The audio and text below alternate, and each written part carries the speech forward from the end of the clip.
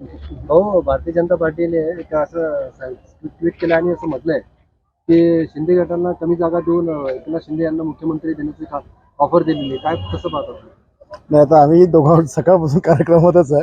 नेमकी काय कोणी मागणी केली ते काही आम्हाला मान्य नाहीये. भारतीय जनता पार्टीने पण शिवसेनेचे जेवढे आमचे खासदार आहेत त्यापेक्षा अधिकच्या जागा ज्या शिवसेनेने आधी लढलेल्या आहेत त्या जागा मागाव्या असा हट्ट आणि आग्रह आमचा त्या ठिकाणी असणार आहे.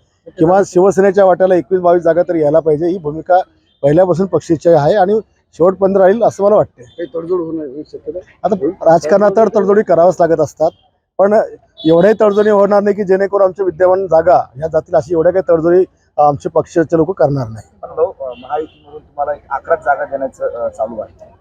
असं होणार नाही.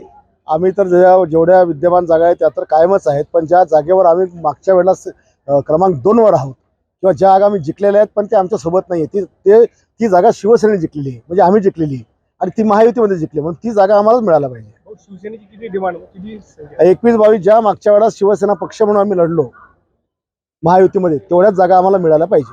हो, ती ऑफर दिलेली आहे, कमी जागा देऊ तुम्हाला, नंतर ऑफर तुम्हाला मुख्यमंत्रीची दिली. आता कोणी काय म्हणत असेल म्हणजे जो काय त्याला त्याच्या म्हणण्यावर काही अर्थ नाहीये.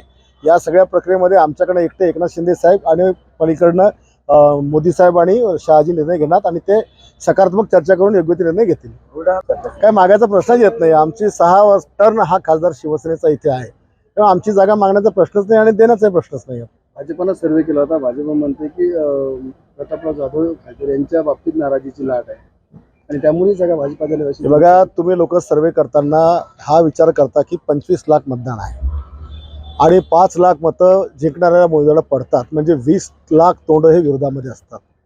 त्याच्यामुळे त्या लोकांच्या बोलण्यावर ऐकून आपण जर असा अनुमान करत असाल की निगेटिव्हिटी आहे, त्याला काही अर्थ नाही आहे. महायुती आम्ही भक्कम आहोत, आम्ही 6 आमदार त्याच्यामध्ये आहोत आणि पक्ष संघटन देखील. तुम्ही जे आता प्रश्न केला की सगळे तयारीला लागलेत, बाकीचे लोक पण आपली तयारी दिसत नाही. 12 महिने 18 आपण तयारीच करत असतो. सकाळपासून संध्याकाळची कामं असतात. जे पहिल्यांदा निवडणुकीच्या रिंगणामध्ये येतात ते तयारी करतात. आम्हाला काय करायचं तयारी करायची? महायुतीचं झाल्यानंतर ते करतील. विषय असा आहे की आमचा उमेदवार डिक्लेअर करायची गरज नाही, ऑलरेडी डिक्लेअर आहे.